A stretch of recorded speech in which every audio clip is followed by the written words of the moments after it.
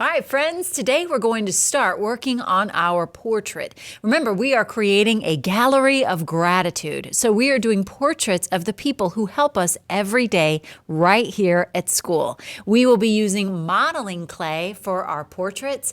Modeling clay is a kind of clay that has oil, wax, and pigment. Pigment, as you know, is another word for color. Modeling clay, because it's made from wax and oil, is meant to never harden. However, we want our portraits to be permanent. So to get them to stay permanent and harden, we're going to, when our portraits are complete, finish them off by covering them completely with a little bit of what's called Model Magic Glaze. So let's get started on our portrait. Your first step today is you're going to be working on the background. The background is what will be behind your portrait. I made a plain background. You can make your background plain, or when you're finished with your portrait, you can go back and add patterns, perhaps stripes or even spots. We'll begin by having a very small cardboard square. We're going to cover this cardboard square with our background color. I think this time for my background color, I will use this light blue. I think this one right here. When you use modeling clay, you might notice that it's very, very hard and at first a little bit too hard to work with.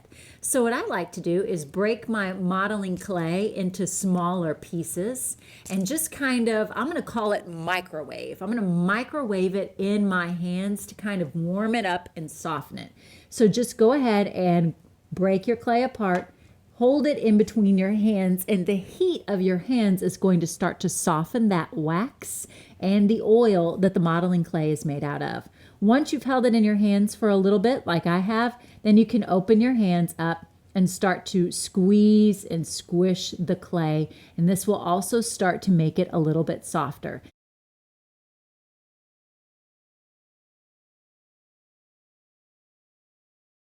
Warm.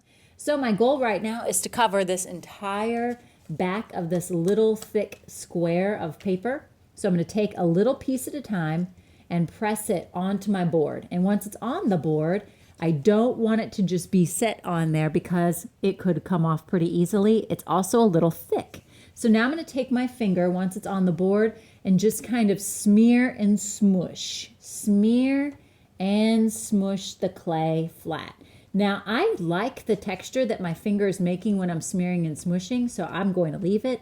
If you don't like the texture, then you can just press your finger on there a little bit more firmly, flip it over to the table and press it down, and that will also help to make the surface a little bit smoother. That's your choice, depending on how much texture you want your background to be.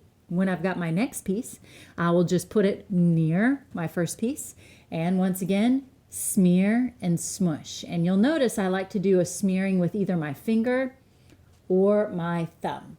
My goal being to cover the whole thing. It shouldn't be so thin that you see the paper, and it shouldn't be so thick that I'm using a lot of clay. This is a nice thin layer of clay across the top.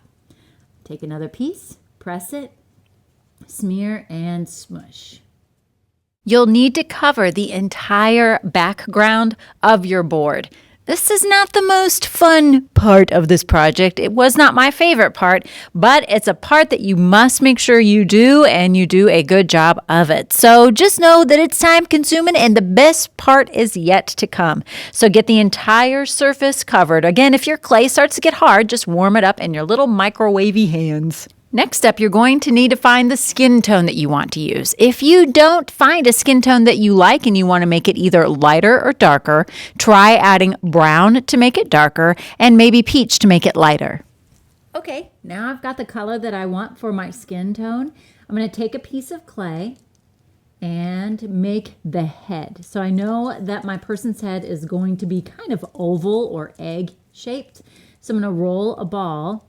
And I'm going to squish it flat, and I'm going to check for size. And I can already tell that this head is going to be a little bit too small. So I'm just going to take some more of my clay and try it again. It's easy to use my clay now because I've warmed it up so much. In fact, I'll keep that one in my hand so that I can continue to warm it up. That extra piece is going to be for my neck and for my ears. So now that I've gotten a ball, make sure there's no little wrinkles in it. I want it to be nice and smooth for my portrait. I've got the ball or an oval, squishing it flat, making it so it's pretty thin. If I don't want there to be a lot of texture on the head, press it on a clean place. Obviously, I didn't use a clean spot. I got polka dots on there. Let's try this again. Take 2, clean place. Aha, oh, so much better. Now I'm going to go ahead and put that in place. I'm happy with the shape of that head, and now I'm going to work on some of the facial features. The first thing I'm going to do is take a little piece of clay and make a nose. So I'm going to roll a ball and then pinch the top of the ball, kind of making like a teardrop shape. And if I put the nose on there and it's ginormous, well, then I'll just take it off and make it a little bit smaller. And if I put it on there and it's too tiny, then, well, you get the idea. I'm going to put it right about in the center and then just gently press it down. There, nose. Now I'm going to work on my ears. So I'm just taking 2 small pieces of clay, roll them up into a ball, making sure they're about the same size. Squish it into a ball, and then I'm just going to tap it a little on the table to flatten one side. That flattened side is the side that will get bumped up against the head. Make sure you push it over to the head. And same here. Next up, last part of the facial features that's made from our skin tone will be the neck. So this time I'm going to roll a ball, squish it, and as I'm squishing it, I'm changing the shape a little bit into that of a rectangle. And I'm just using my fingers to shape it. You can make anything out of clay as long as you make 3 things. If you know how to make a ball, if you know how to make a coil, if you know how to make a slab, which is a squished piece of clay, then you can make anything. Just have to stop and think when you're creating. Is that a slab, a squished piece of clay? Is that a ball? Or is that a coil? And we'll be using coils in a moment when we make the mouth. I'm going to go ahead and put that here, but I don't want the neck to look like it's in front of the face. So let me try that again. I'll put it under the face and then just gently smear that clay upwards to make the neck kind of blend in. All right, from here, I'm going to go ahead and work on the face. I'm going to do the eyes next. Since I just got done using brown, clean my fingers, making sure I don't contaminate or get that white clay dirty. I'm only going to use a tiny bit of white for the eyes. So I'm just going to pinch off a little bit, and this should be able to be warmed up pretty quickly with my hands because it's so little. Now for the eyes, I'm going to even probably use less clay than this. I'm going to pinch a piece, roll a ball, squish it flat,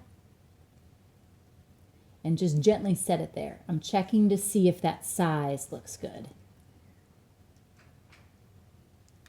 That looks a little big. So just make sure before you press it into place, because it'll be a little bit tricky to try to dig it out, check for what's called proportion. Proportion is how large or small something is when compared to something else. For example, if you were to put this eye on my face, because my face is larger, it would be out of proportion. It would be too small.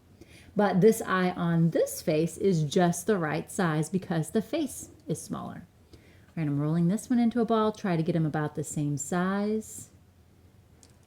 And I used a round shape for the eye. You could look at the portrait of the person. Usually eyes are shaped like an ellipse, which is a football shape. I'll let you decide. You'll definitely want to check out the person's eye color, the color of their iris. And the person in my portrait has brown eyes. This ball will need to be smaller, and you can have your person looking in whatever direction you like. Since we're making a portrait of somebody, it probably would not be nice to make them looking cross-eyed. So you might want to think about that. But looking up, looking down, looking over to the side like me, that's up to you. All right, my next thing to add, oops, making sure to put my clay in the right place, are the eyebrows. Usually eyebrows are the same color as hair. So now we're getting into the smaller, finer details. You'll notice that the black clay is going to stain your hands before moving on to another color. Make sure you clean them. I'm just going to roll a coil.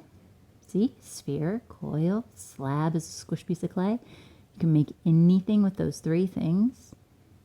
When you got it in place, press it gently. If you press it too hard, it's going to change the shape a little bit. And you might not like it. All right, I'm going to set that there. If you want to get extra fancy, you could even add a little pupil inside of the eyes with the black. I'm going to move on now to the cheeks. Now on this one, I added cheeks with small balls of clay that I squished into a slab. You do not have to add cheeks unless you want to. And of course I want to. If the person you're making a portrait of has glasses, maybe we'll make glasses. Let's see if this color would look nice. If it'll stand out. Oops, forgot to clean my hands. If you're going to make glasses, you'll definitely want to make a coil. And because our portrait is small, we're getting into the finer details. If the person has freckles, you'll need to make teensy weensy pieces of clay for freckles. So really have fun making all of those teeny tiny details. Let's see. I'm just going to make this into a little bitty circle like that. And the great thing about clay is if you make something you don't like, you can just take it, squish it, and try it again. If you're making glasses, just make sure that they go around the eye and that they're big enough. Don't forget the piece that goes over the nose or the bridge of the nose, and don't forget to make the legs of the glasses also. You don't have to make cheeks, but if you want to, you'll make them the same way that you made the eyes by taking a piece of clay, squishing it flat to make a slab. You could make a mouth with just a red line or a squiggly mouth, or you could create some teeth. Take a white piece of clay and then wrap the red clay around it to create the lips. So there's my teeth, and now I'm wrapping the red clay right around it to make the lip shape. Look closely at the hair of the portrait of the person that you're making. You'll want to consider the color of the hair and the texture and also the shape or the outline of the hair. I'm using small bits of black clay to create the hair for the portrait of my person. To make the shirt, really pick a color that contrasts nicely with the background so it will really stand out. Now I'm making kind of a half circle shape and attaching it so that it looks like the shoulders of the person I'm making. Look closely at their outfit or think about their style. I'm making a tie, so I shaped a triangle shape, and now I'm going to make another triangle shape for the bottom of the tie. Then I'll make 2 more triangles. That will be the collar of the shirt. You could add a necklace by rolling small balls of clay. You could make patterns and designs on your shirt also. It's really up to you, but the more details you add, the more interesting your portrait will be. Now I could be finished, but I kind of want to add a background. Polka dots, stripes, you name it. Just think about a color that will contrast nicely and make sure that your pattern continues behind the portrait of the person that you're making. Now that your piece is finished, we want that modeling clay to stay hard forever and ever. So we're going to use something called glossy glaze. If you don't get a chance to add the glossy glaze, don't you worry. I'll handle the scandal for you. It's actually not all that exciting. We're just going to take a brush full of this stuff and we're going to paint it right on our clay. The reason we're doing this is because that modeling clay, which as you now know, has only wax, oil, and pigment, which is another word for color, baby, color. It will never harden on its own. However, with this glaze on top, when it dries hard, and it'll make it so that your piece is permanent.